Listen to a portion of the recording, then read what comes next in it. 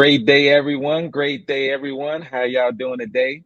This is Diamond McNulty. I want to welcome y'all to another episode of the Overnight Success Podcast. I'm your host, worldwide mentor, creator of the Success Club, and the founder and CEO of McNulty International. And I'm always excited to join y'all inside the boardroom. As you know, our focus is to help encourage and empower high schoolers and college students to focus on success. And hopefully, in the process, we inspire some adults as well. So today we have an amazing guest. Amazing guest. When I say successful, I'm talking about served 14 years in the military, fitness instructor, strong, strong, powerful woman. And right now, currently, she's retired, but she's also in school focused to get her master's degree. And she's already had her bachelor's degree as well. But she's also traveled the world. So from Germany to Korea to Italy to Kuwait, Cuba. It's so much that I can say about her. But I'll bring her in right now. I want y'all to welcome Mercedes McNulty. Come on in. How you doing today? Hey, how are you? I'm outstanding, as you can see. I'm outstanding and getting better. Thank you for joining me today. Thank you for having me. Man, so today we got a great discussion, right? So as we know, our goal is to focus and empower high schoolers and college students to success, but you yourself are still young, successful, and you're going after it again. So that continuous improvement mindset, I'm extremely proud of you. Before we get started, is there anything that you want to share with our audience? I just want to thank you again for having me. And I'm just so proud of every single person that take the time out to listen. It's always the first step to go out there and find the research or find the mentors to help you out. So just kudos to you just for listening, even if this is the first step. That is awesome. So, and let's take it back. So, Mercedes, when we think about success and we think about the entire journey, it's not always an easy journey, right? So, I know yourself, you started off, humble beginnings. So, let's go back to it. Let's talk about your upbringing. How was that household? How was the environment? Where were you born, etc.? So I was born in Chicago, Cook County Hospital, and raised in the Robert Taylor Projects. Um, I had a one-person household, but my mom and dad ensured that I was able to spend time with both. So definitely moved around a lot. And right before I was going to middle school, we end up moving to Louisiana, and Mhm. it's been from there a lot of moving going on between Chicago, Baton Rouge, and then Atlanta later on. So that's awesome. So born in Chicago, the projects. Hmm. Man, how was that? How was that environment? Right? How was that environment? Because you hear so many people that talk about the projects. I think for myself, just being born in the projects, the inside you don't know that you're inside, but on the outside looking in, they're like, "Oh, this is something that is not right." Right. So, what are your thoughts? So my thoughts are, especially how young I was living in the projects, you don't know what you don't know, and you get used to certain things. Mm. I would say that our family members, although we lived in the projects, the houses were, clean on the inside, Hmm. so you didn't know until, again, once you step outside of that environment, like, wait a minute, the Yeah. elevator should not smell like this, or I shouldn't see these types of critters. Like, so Hmm. it was tough, but it also built character, Yeah. and our parents did the best that they could do. So Yeah.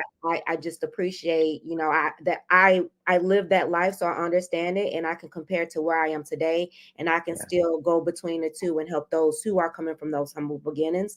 But I can Yeah. also sit in a meeting with those who have never stepped foot in a project a day in their life. So it's a lot. And that's what makes life fun. When you're on that road and you start, no matter where you start from, whether you're starting from the bottom or you start from the top, your journey is always unique, and it makes you who you are. So I myself, I loved it because it's community, and it's community that's enclosed, right? So you got all your friends, you go outside, you're playing softball, baseball, you're playing tag, you're hiding up inside. So it's so many great things about it, but Yeah. the stigma, right, of that environment because of the crime, because of the drugs and all those other things. So no, that's wonderful. Okay, so how many siblings do you have? How was that? Right? Let's get to it. So it's 7 of us on my mom's side, Hmm. and 5 of us on my dad's side. Yeah. Um, I have fun. Life was just fun for me. Even in the harshest of times, right? Even with having all those siblings. Um, I always had playmates. I always had somebody to do hopscotch with, double dutch. If you don't want to play, I got my brothers. We can, play flag football, freeze tag. Like I always had people. I always had family around me. Mm-hmm. Scary movie nights, watching like the Chuckies and the Michael Myers and stuff. Like I just always had someone around. And then I go to my dad's side, and my siblings from my mom's side will come over to my dad's side too. So we all hang out together, and it was always fun riding bikes. So again, I don't want to paint it as roses and things of that sort, but there's, Yeah. like you said, there's a certain community where Mhm. I will go to the cul-de-sac near grandma's house with my brothers and sisters and have all the kids that rode bikes. We all, have fun playing outside. You have to be Yeah. very adaptable when you're coming from certain upbringings. Yeah. So, and too, because at that age, education is important. So, how was your grammar school and high school years? So very hectic. And the Hmm. reason why is because all the moving. Hmm. I my siblings and we didn't stay at schools for long. So Hmm. um like I said, Chicago, we moved when I was around 9 or 10.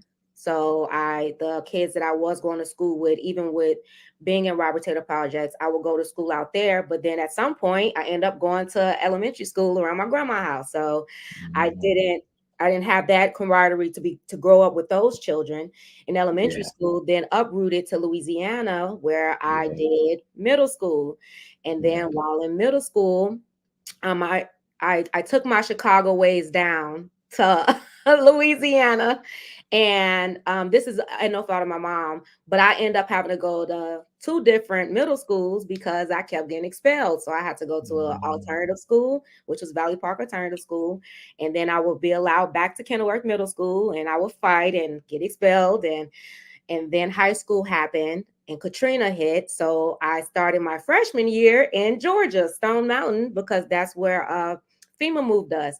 Then my mom moved us back down to Louisiana after we got settled. So I'm at a completely different high school. And then that high school, I'm there for like a year. And then Hurricane Rita hit, and we're back in Atlanta. And then my mom moved us back to Louisiana. And my junior year, after being at one of the schools the longest, so the longest school I've been to is Robert E. Lee High School. It's the South. I understand the Confederacy and things like that. I can't help what my name was. The school was called Robert E. Lee High School, and they shut that school down my junior year, going into my senior year. So my entire senior class, we were dispersed amongst all the schools, and it was so it was not well done. So my senior Mhm. year, I went to 4 different schools. I did Estruma, I did Capital, I did Northeast, and I did a little bit of homeschooling, but I ended up graduating from Capital. So Mhm. moving tumultuous educational upbringing for me. Wow. Wow. Now that's a lot, right? So when you say Baton Rouge, Georgia, back to Louisiana, and back, and then not only that, once you got back to Louisiana, school, it was like, School shut you down. know, that is something because you know, the average child goes to one school, right? And they stay there their entire journey. So you had to navigate that. And so how did you make it through that to actually achieve your goals within that high school at that time? Your high school goals. So a big part of that, I do again want to give credence to my mom. With all that moving around, she never lost our grades. She never lost our school paperwork. So I never had to reset anything. It was always, That's and awesome. I love school, right? So I never fell behind, and my grades were always seen at whatever school I went to. So even with all that moving around, I was still in the advanced placement classes in high school, even though I moved around a lot. So one, my mom, and then two, just having it instilled in me very young that how important school is. Grandma did not play with regarding Oh, your schooling. yeah, And I have pictures of me where for Christmas I got books. Where's Waldo? Goosebump books. Like I received books. yeah, yeah, So yeah. that was a big part of it. No, education was definitely it's important, and I'm glad, like you said, that is amazing to be going back and forth, and then for mom to keep up with all of that And throughout the for all of us. process. Because right, so talk about project management when it comes Yeah. to family. Got to get that project manager. I need to give her a certificate or something. Something. and Nah, I she did an I mean, outstanding job. and what made it easier, like I said, is I had so many brothers and sisters. So I might have been new to a school, but my little sister is 2 years younger than me. And my oldest brother on my mom's side, 2.5 years older than me. So it's always overlap where I was in school with one of them. So I was never, ever alone, ever. Wow. Okay, so there we are. You're in high school and you're getting so what um what were your favorite classes in high school? And what were your favorite classes in high school? So my favorite classes were my number one, Gerald TC, all the way through and through. But my second favorite was science. I loved anything science. Okay. Now, Mhm. what brought you to JROTC? God, I'm gonna tell you why. So I I didn't ask to be in Gerald TC, and Mm, actually it started off in Avondale in Georgia. My freshman mm, year, I was in Air Force Gerald TC, and I did not select that. I had came from Katrina, right? mm, So they just placed us where they can place us, honestly. mm, And so I started with Air Force JROTC in Avondale High School. And when we moved back to Louisiana, I just kept with it.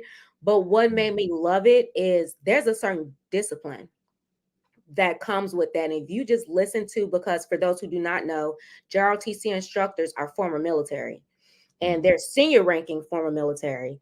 And it was something about that structure. It reminded me of, and not condoning getting expelled, but if you got expelled in Baton Rouge during this time period, you went to a school called Valley Park Alternative School, and mm, two drill sergeants were actually part of the instructors team.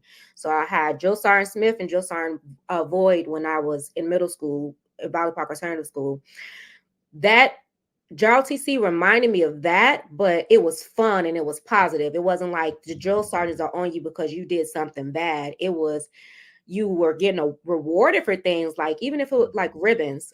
That was the first time like I don't know how to explain it when you work so hard and you get a ribbon on your chest or a yeah, lapel pin or something, and it makes you want to just keep doing it and yeah. strive harder and just and at some point I ended up just super stacked, super racked, and it was just like I love this. Right, because you were getting it. See, it matters, right? So being celebrated matters, but you found your it, and that's the kicker, right? So moving around, so it was honestly, like you said, God, the grace of God that you weren't back and forth from Atlanta to Louisiana because you were placed in an environment that you realize, I like this, I love this, I'm interested in this, and I want to move forward with this. Okay, so here you are back in Louisiana and you're in JROTC. Let's talk a little bit about how you were able to navigate that pathway from JROTC into your ultimate career path. So I excelled in JROTC, I think for a few reasons. One, they say, there are natural born leaders, and I do believe that, but I feel like your environment will make you a leader too. And being the oldest girl in the household, the second to oldest in the household, a lot of times I was, unbeknownst to me, leading the household. My mom was at work, making sure they got their school clothes ready. Like, hey, y'all better clean up because I'm not about to get in trouble type of situation. Yeah. And so when I went over to JRTC, it was something about the leadership roles that have been instilled through me just by my upbringing, my environment. I was forced into leadership roles. So I excelled with regards to leadership. But then also, when you find something that is meant for you and something you're good at, you're going to be extremely good at it. And Mhm. and even if you're not good at it, you're going to become better because you're going to be so passionate about it. Yeah. So to segue with that, just like the drill team, for those who know drill meets, that's, where all the cadets get together and they show off their how to spin the rifles, flip them, command the cadets to go which way. And I became so good at I could flip the rifle, throw it around. I was good with color guard. I kept getting put into the leadership positions, and that made my JROTC teachers notice me. And they noticed me so much that when the school got shut down our senior year, I was supposed to become the commander of that JROTC, but we all got dispersed. And my JROTC teacher went and scouted me out from another school and moved me to his school, and I became his battalion commander there. So it's just one of those things where mentor, once you get there, and either you're going to receive mentorship because you went out and requested it, or somebody's going to see something in you that you don't see in yourself, and they're going to change your entire trajectory. And you just got to listen to those people sometimes because they see something that you're not seeing right now. Yeah, that's awesome. And you showed up and you answered the call. So now he just moved you. I know mom had to say, okay, Yeah. I approve this, right? You're not just gonna pull my daughter out of this school, right? Right? So yes, correct. So moms and Major Toomey had a really good relationship. And the reason why is because he always was there to say for drill meets for any of the kids that was on the for Gerald TC, him and Sergeant Major Davis.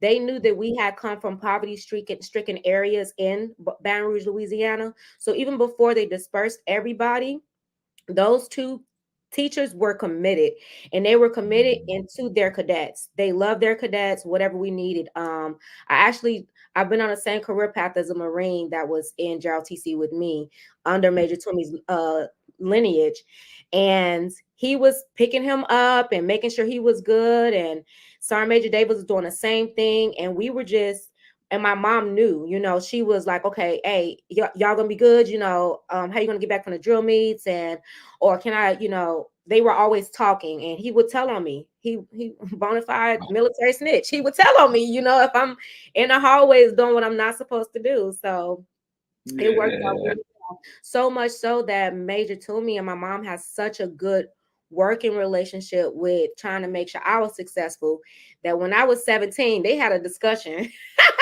Yeah. It was just like, hey, he says, hey, she, basically told her she has a lot of potential. She just needs to be moved out the environment, and the military is going to do that for her. And my mom was there every step of the way and was just like, well, I'm nervous. And he was like, you don't have be nervous if she stay in Valley Park. Like, be Yeah. nervous if she stay out here. The Yeah. has a lot of educational benefits, and I see it for her. And my mom, needed her permission. One, you can't just go to the military at 16, 17. You need your parents' permission. So Right. they went together with me, set me down. We had a group discussion, and I said, okay, if y'all see it for me, I see it for myself. I like Gerald TC, so I'm gonna love the Army, right? It should be the same, right? And we all went together. All three of us went together to the recruiting office, and my mom signed the dotted line, and Major Toomey watched everything the recruiters were doing to ensure that I did not get messed over during my first contract. Wow, that is outstanding. So we got to give Toomey his flowers. Yeah, Yes, that's so important because mentorship, as you mentioned, is so important. And there are mentors out here that really care about the student, right? They want to see the best. I got so many mentees myself, and I am intentionally focused on them reaching their fullest potential in life, right? So, and that is working with the parents. So it is that dynamic. And sometimes the parents are on board, sometimes they're not on board. So you try to get the parents to see what you see in their kids, because sometimes the parents don't see it. So I'm thankful that mom saw it, or at least even if she didn't see it, she listened to Major Toomey so that you can navigate that pathway. So here you. Hello, my name is Diamond McNulty, and I want to welcome you to the McNulty International Success Club, where we help youth and adults create their personal success plans to achieve their dreams in life. Visit McNultyInternational.com today and register. And I look forward to seeing each and every one of y'all inside the boardroom. So here you are. young, right? Inside the environment. And last thing I'll touch on too, a lot of times I say is if you can't change your environment, you need to change your environment. So Toomey knew that. He like, if she stayed here, you need to be worried. If she stay here, I mean that's how Right. it was for me. If he stayed here, because that environment is not conducive to your growth. It's like having a small plant in a small pot. You got to get out of it. So here you are, you're entering into the army, right? You're going out, you're graduating high school, and you're going into your career field. How was that transition? And is there any advice that you'll give high schoolers now that you've already overcome those obstacles? Yes. So there's so many different routes to take, right? For the high schoolers out there, military may not be your thing. And you probably never walk past a JROTC class for all I know. And if you are in JROTC, I really encourage you to consider a military career. I would say go to college through ROTC if I could change anything, but we'll get into that with the college route. But follow follow good leaders. If you see someone in your hall with regards to being a teacher, right? And you like the way they carry themselves, or you like the way, their vernacular, like how did that become so extensive? Or if you like the compassion that this counselor has, talk to them, because a lot of times they're not going to approach you because they have so many of you all to care for. So sometimes it will take you saying, hey, I really like, the way that you did this or the way you're doing this. You think you can mentor me? And I'm telling you, 9 times out of 10, they are going to say yes, because there are very few people in this world that get into these career fields when it comes to teaching high schoolers or the educational field that does not want to mentor where they can. So always ask for that help. But don't be afraid. Don't be afraid. And what I mean by that is, even if it's going off to college, like you getting mentorship to go off to college, you've been accepted by this college that's way across the state from your family. But then you got the option to stay at the local college that's near your family and your friends. Take into consideration that maybe uprooting yourself and starting new on your own accord could be the best option for you, because ultimately I was terrified. My first duty station was Korea. So I wasn't moved across the United States away from my family. I was moved to another country. um, Mm-hmm. but I don't regret it at all, not even a little bit. Wow. Mhm. That is special. And when you think about that too, being able to be okay now you're a young adult. You gotta lead a nest. It's time for you to be on your own and trust. That's where that faith comes into play. That faith, believing in things that not yet seen and hope for, right? So at the end of the day, you believed in Major's Toomey and your mom's decision because you didn't know what was in over there when you got to career, No idea. right? Right. But you've had an amazing career. So let's touch on your career. Um, as you were in, like you said, Korea, Germany, Italy, Kuwait, Cuba. Let's tap on to all of those areas so our viewers can get some insight to what that looked like. Yes. Okay. So essentially, first duty station, Korea. While I was there, so I'm the type of person, right, as you all heard from the beginning, I was moved around a lot as a child. So the moving around did not bother me. Mm, Um, so challenges, right? I had a safety net of brothers and sisters always with me everywhere, going to sleep, waking up everywhere. And once I moved overseas, they're not there. And right. especially coming from where you're coming from, sometimes your family won't be able to fly out to see you. That cousin that you're so used to seeing all the time, and y'all grew up together, and now was accepted into this college across the United States, they might not have the money to fly out to see you. So you do feel alone. But being adaptable, adapt, grow, because once you go to college or once you go away, and I'm equating me going away for military purposes to go on to college, you Mm, are going to build some networking that's going to Mhm. last the rest of your life if you do it right. Mhm. And Mhm. when you network with the right people, you won't realize that y'all freshman year.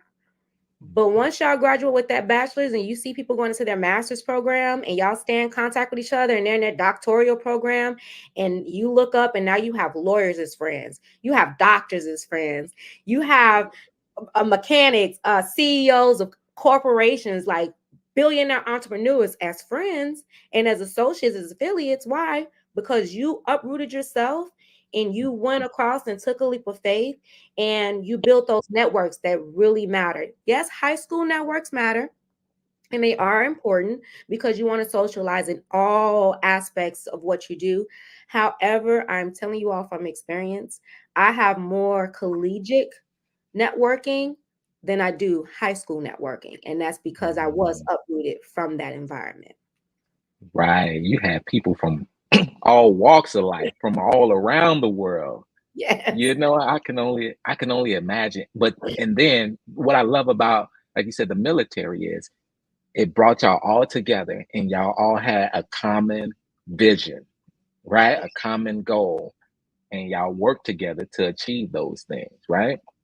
And that's what make it not so scary, right? You have to be able to be a teammate. You have to be able to look at what's going to work out for the team, not just for myself, right? And the reason why is because once you get into even being an entrepreneur, you can't focus on the tunnel vision of me, where I want to go, what I want to do, with me. You can't do that. You have to focus on the entire team, right?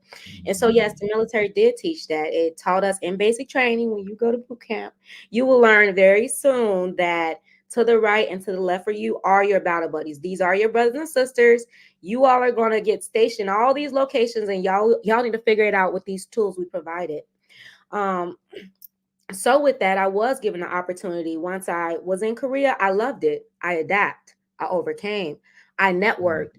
I have Katusas, for those who don't know, they're Korean augmentees to the United States Army over there, and they are military Koreans that work on the base, live on the base with the soldiers. I have former Katusa friends I can call on right now if I'm going to Korea. That's going to make sure I have somewhere to stay, and I have a tour guide to see what's new. And once I built the networking with the Korean soldiers and then the U.S. soldiers from around the entire United States, they said, "Do you would you like to stay overseas or do you want to go home?" Because Korea is a hardship tour, actually, Wow. and you get a follow on of your choice. So I could have said, "You know Mhm. what? Send me to Fort Polk, Louisiana. I'm ready to go home."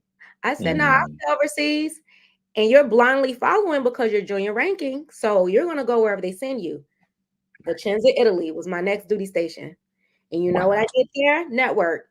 Italians. I was law enforcement. So the Carabinieri, that's the Italian police. Network with them. Got to see all around Italy and just travel to different places. And still, again, I network with the local national criminal investigator. So in Italy, I'm good. If I want to go there, go back there. I lived there for 2 years, so I don't think I'll go back there anytime soon. But after that, hey, do you wanna stay overseas or do you want to go back home?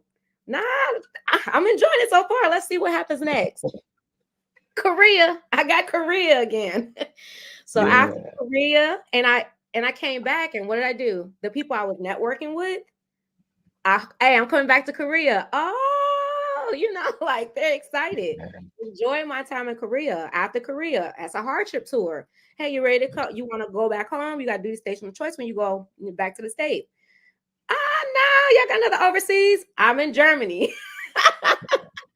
So that's been my career. I've been to Iraq, Syria, Kuwait, Cuba. Stateside duty stations include Fort Bragg, North Carolina, Fort Polk, Louisiana, Fort Stewart, Georgia, Hunter Army Airfield, Georgia. I enjoyed it. And what the biggest part is, every step of the way, I had mentors and I've had Mhm. mentees. Yeah. So you give back once you get to a position where you can articulate yourself and help out. And so the whole time I had mentors. You don't stop having mentors because you're in high school and you're not in middle school, elementary school no more. You grown, you got this. No, Yeah. A mentor is your entire life. If you're not continuously learning, you're sitting stagnant, and that's when you start to fail. That's so special. And you got a chance to see the world and that continuous improvement mindset. But you keep touching on that networking. I think our viewers definitely need to understand the importance of building your circle, building your network of individuals that no matter where you want to go in life, you can pick up the phone and call. But it also starts with you being a great individual too, because building those relationships, people will want to stay connected to you or not stay connected to you, depending on how you continue to carry yourself. So you want to carry yourself with the highest regards as well. But that's amazing because you got a chance to see the world. Correct. And I feel like when you go to college, right? Because we're going to equate me going off to see the world with the military to going off to college. Or even if you don't go off to college, say you go off and you find a trade. And once you get your trade, that's what you want to focus on. Or you've gone through the mentor success club and now you feel you're well on your way to becoming an entrepreneur. So now you want to focus on the business that you want to build, right? You always want to ensure that I want to make sure I'm speaking correctly with this.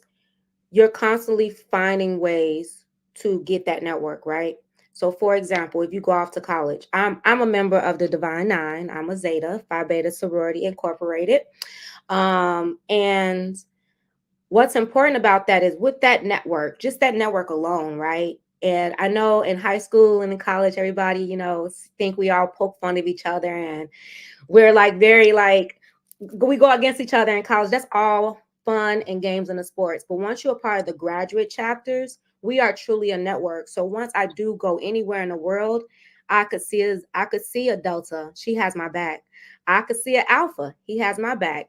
And say you don't want to join the Divine Nine. That's fine, right? But when you go to school, there are going to be certain groups, certain clubs that are not sororities and fraternities. You have the Young Teachers Club. If you're enrolled in a degree that you're going to be a teacher, they have Young Educators Club.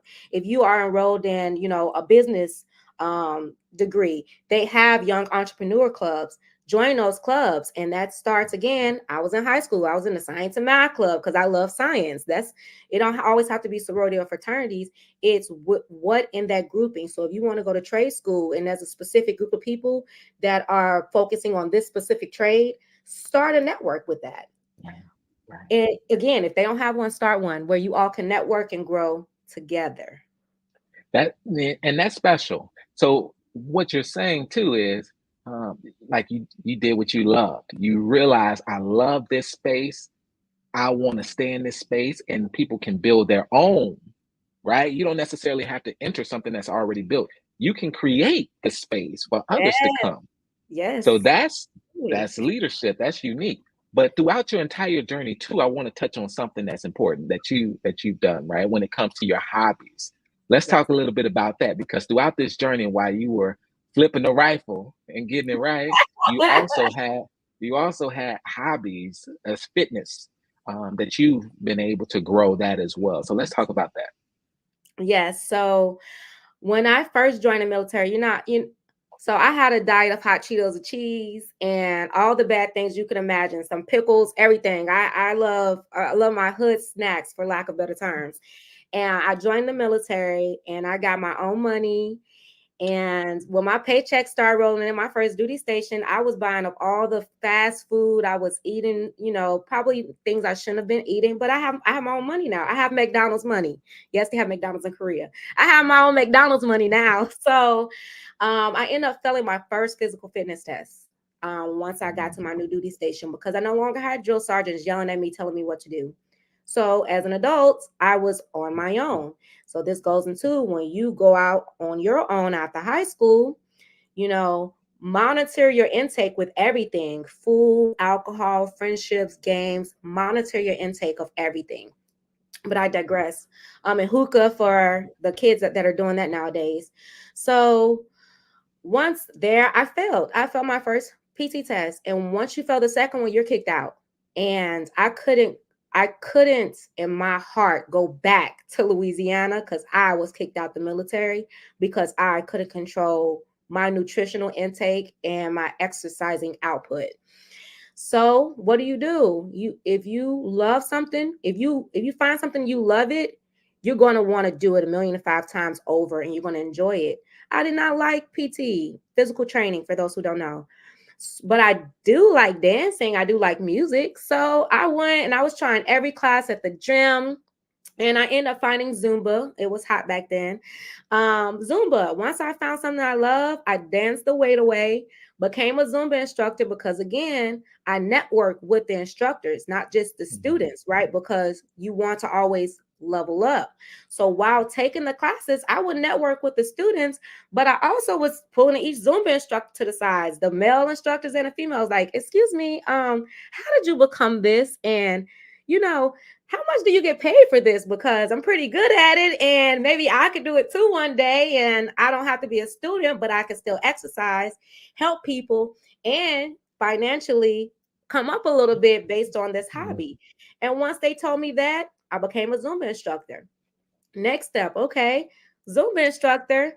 I went to an indoor cycling class because at some point you're going to plateau. You can continuously do the same thing. Your body's going to get used to it. You're going to plateau. Mhm. So go ahead. I want start going back to every class again. Let me find a new class: kickboxing, Mhm. yoga, indoor cycling, aqua aerobics, you name it.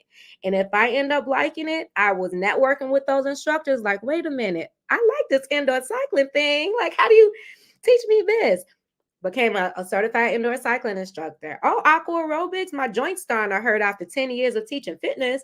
What does this do? Oh, aqua aerobics is easy on the joints. Okay, I'll become an aqua fitness instructor. So it was just constantly. And next thing I knew, I was offered an opportunity to do bodybuilding because I'm constantly working out. I'm an indoor cycling instructor. I'm a core assault instructor. I'm a Zumba instructor. I'm all these different instructors while simultaneously being in the military doing the physical training for the military. And I'm benefiting everyone around me, right? Because a lot of it was volunteer. I did not get paid most of the time. You know what my payment was? The military presented me with military outstanding service volunteer service medals. So that was Mhm. my thank you. But all the faces that I stood in front of for the 10 years I taught fitness, I have people from my fitness classes from years ago showing up to my retirement ceremony. And um it opens you up to other things because now I'm sitting in my indoor cycling class and I have a bodybuilder like, hey, you want to get into bodybuilding? What? No, I never thought of that. You could win. I'm telling you, you can win if you like you just get to it and study it hard. I said, okay, I'll try. First competition, I won third place bikini and female champion for figure. Second competition, I won female overall. Like it's just Wow. getting into things that you love. Wow. Wow. And you looked great while you were doing it too. So and that's the thing too. You figured out, you showed up, you asked questions, and you took advantage of every opportunity that came to you, right? Because when you're starting off from the beginning, no matter where you're starting, but if you're starting off in certain environments, you got to take advantage of every opportunity. You got to show up to those opportunities and you got to give your all. I'm pretty sure every class that you gave it your all. Every single class. And what's also important is, and what I want you young leaders out there to do, always look back and reach back, right? Mhm. Because once I became certified in everything I was doing and I was confident enough to teach others, I reached back. So Mhm. soldiers that were failing their PT test, soldiers that or dependent spouses, whomever, for free. I got you. I'm meal plan. I'm going to help you work out. I'm going to help you get that weight off Yeah.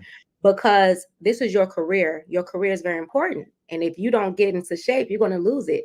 So I'm here to reach back to show you different ways that you can accomplish your goals. So if you're in high school and your hands are idle, go reach back to your middle school or elementary school and ask to volunteer. Big brothers, big sisters clubs. Like go reach back and help those. It you can start mentorship early. As long as you have the skill set and the competence to Yeah. reach back and help. So if you have nothing to do and your hands are idle, go back and ask, hey, can we just come around and help clean up the trash around the school or something like that. I'll start a monthly trash pickup for the school just to help out the middle schoolers and elementary schoolers. Give you something to Wow. do. Reach back. And that's so important. Community, showing up, caring. You got a heart to care. And I know you've done so many things free for so many people, because you wanted to see them in shape, Yes. right? You Yes. wanted, and you were passionate about it. So you identified your gifts and your skills and developed your skills. You realized what you were passionate about and you stuck with it, and you started early. I want to touch on that too, because like you said, you started when you were 17. Yes. Like, you made that decision to leave when you were so young, which also allowed you to create young success.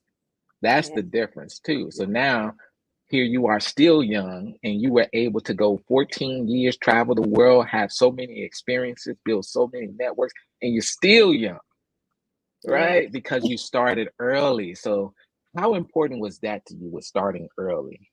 So that's extremely important. So once again, as he stated, 17, I was already signed up to go to the military. Mhm. And 14, I'm already in JROTC. So it's one of those things where you don't realize it, how important it is to start young. At 18, I'm in Korea. By 20, I'm done with Korea. I came back home, gave hugs, kisses to everybody, went back to Italy. Before I made 25, I had lived in 4 different countries. And I that's all because I started in high school.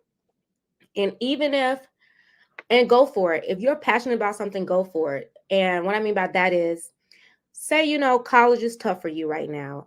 You don't want to take out student loans and you've applied, but so far right now at this point, you're not getting any full ride scholarships. Yeah. Try something new. Try something else. You don't have to go to a full ride 4-year university, right? Because there might be something else for you that is waiting for you if you follow your passion and stick to it. And Mhm. if all else fail, go back. I have multiple degrees, and Mhm. guess what? I am getting my second degree right now. I'm retired, and as Mr. McNulty stated earlier, I'm in school. I'm at a 4-year university, Georgia Southern University, and guess what? I'm by 19, 20, 21 year olds that are getting their first degree. And here I am right there with them, excited to get this be my fourth degree, right there with them, just excited to learn and be a part of that process. So Yeah. say this is my first bachelor's degree, that's okay. I'm back in Mhm. there, and but I went for something when I was younger. I went for the military. Yeah. At 17, 18, and Yeah. was fearless. And I just did Mhm. I did college on the back end. It's okay. You're gonna be all Yeah. right. But you also went to school while you were in too. So that's the sweet spot. And while you were in there, you had so many experiences. I can only imagine. Mm, Yes. Yes, when when you think about it. it is. Even with like Mr. McNulty stated, so while I was I earned my associates in criminal justice from Central Texas College. I received my bachelor's in investigative forensics from the University of Maryland Global Campus, and the American Military University, my master's degree, which I graduate in April with. So I'm dual enrolled in school. I'm going for a second bachelor's degree, and I'm wrapping up my master's plan. And after that, I'll be dual enrolled for my second bachelor's and my doctorates, right? But it's something unique about that networking, right? So when I'm in the military and I'm going to doing classes and studying, I had the Korean students that were also in the universities. We were all studying together with the military students, the Army, the U.S. students. We were all studying together. In Italy, I had study groups with the Italians and with the U.S. service members that were all stationed together. And we're doing like study halls for military education, because you have to get your military education too. So we'll do our military education test board study, and then we'll all hop on the computer and do our civilian studies. So networking, asking for help, Yeah. you'll get it. And you're so highly decorated, and I don't think our viewers really understand how many awards and certificates. I'll make sure I post a picture of, literally, you got this thing with like 150 little medals. I was like, wow, I can only be proud, right, to see your journey, to know where you started from, to knowing where you at, and also to know where you're going in life. So is there any advice that you'll give like you said, a college student that may be in college and trying to figure it out? Okay.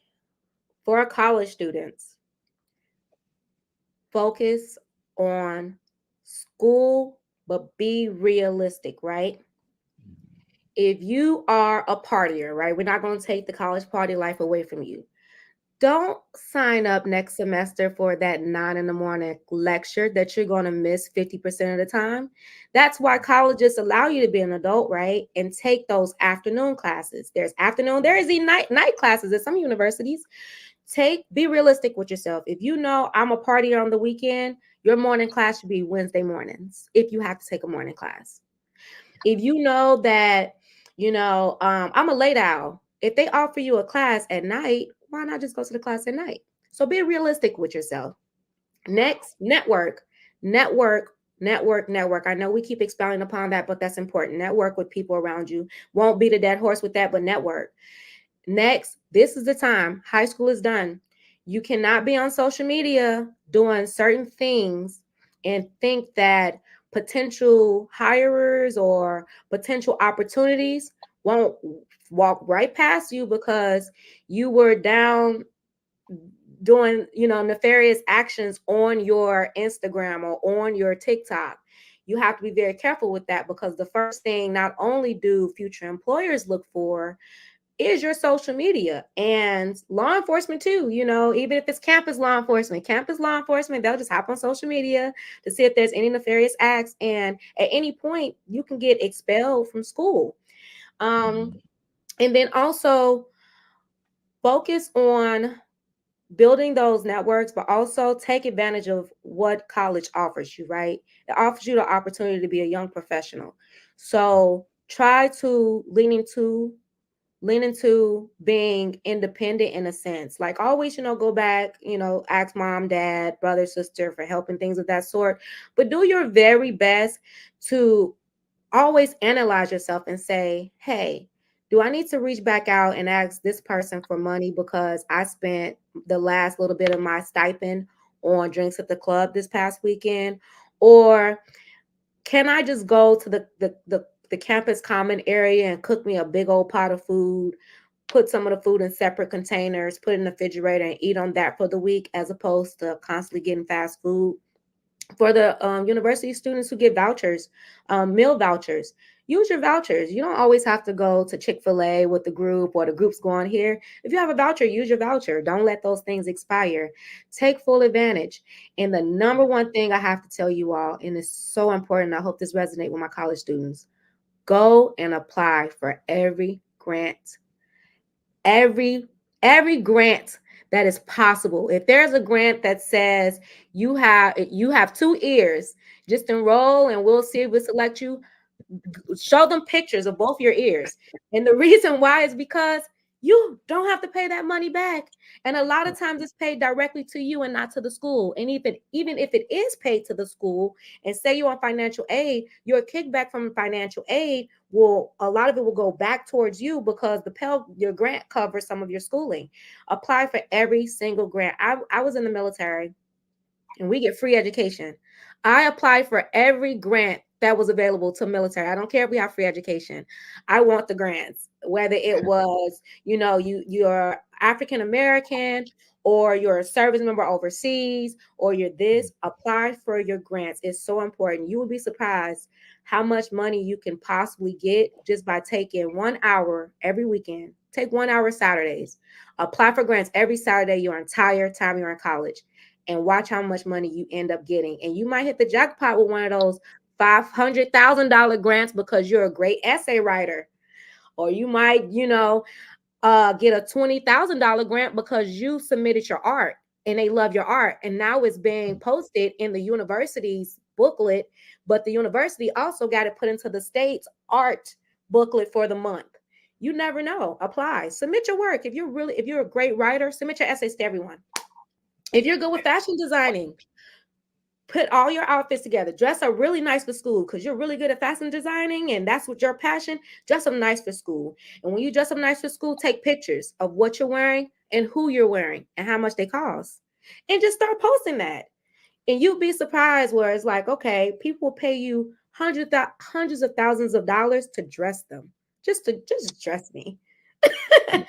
That's the truth. The truth is, once you understand your gifts, once you know what you're passionate about and you're realizing your purpose, now you can navigate it. We call that the sweet spot, for those college students, building that portfolio, as you're mentioning, it's so important because you need to keep a track record of everything that you're doing. Yes. Even in the success club that we talk about, we create your personal success plan. Like when you go to start a business, you need a business plan, but our focus is to help you create your personal success plan so you can identify these areas and create that roadmap, so that you can actually go in the direction you need to go sooner than later. That's the goal.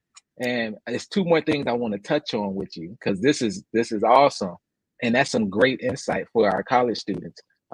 What was the most rewarding moment throughout this entire journey? Because it's just getting started, but so far, what was that most rewarding moment?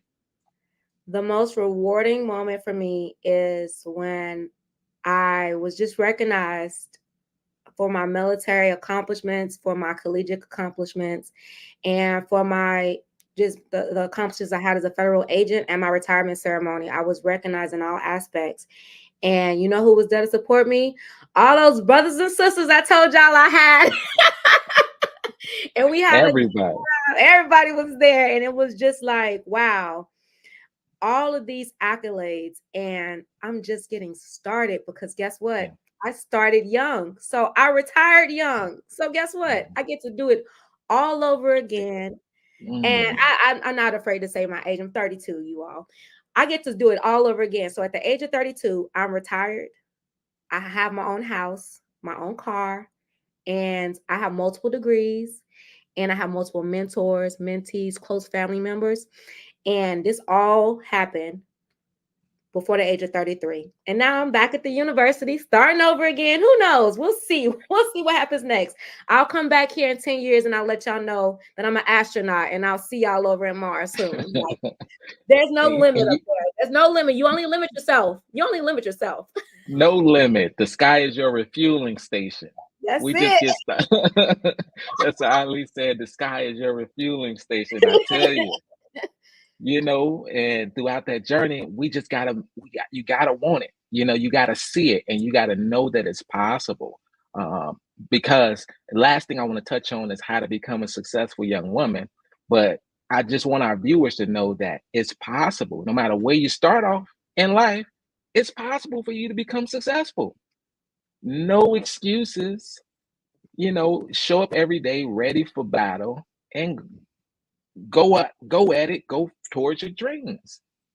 So also throughout this journey, I wrote How to Become a Successful Young Man Yeah. workbook, and we out here and we helping so many young men succeed. And the mother came to me and she said, what about young women? I want my daughter to become successful. We had this whole thing, and I said, oh man, who is one of the most successful young women? You're looking at her, Yeah. Mercedes McNulty. So she jumped in. She said, I got it, D. And every area in here, I'll let you touch on it. Let's talk a little bit about how to become a successful young woman and how that came about. So again, it came about because you reached out to me and I was honored. And when I aided in writing this book, I was mid-20s, I believe. Not even, it Mm-hmm. was, yeah, mid-20s. Oh my Yeah. gosh. Like 24. So with this book, right, and women out there,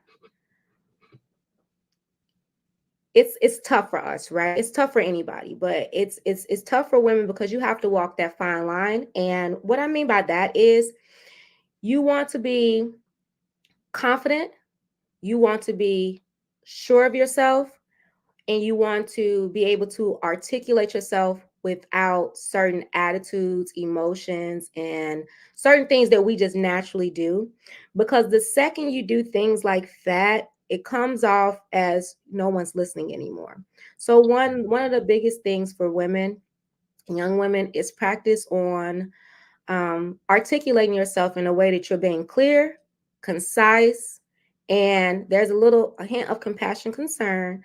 However, you're not leading with emotion, which I know is really hard for us. So practice it in high school, practice it in college, where when you're having a discussion and maybe it's a debate about something, calmly articulate yourself. So one of the things is we get emotional a lot because we're passionate about things.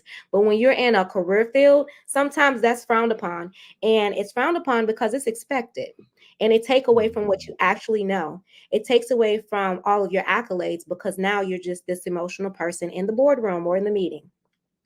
Two, Mm-hmm. you can do anything. You really can.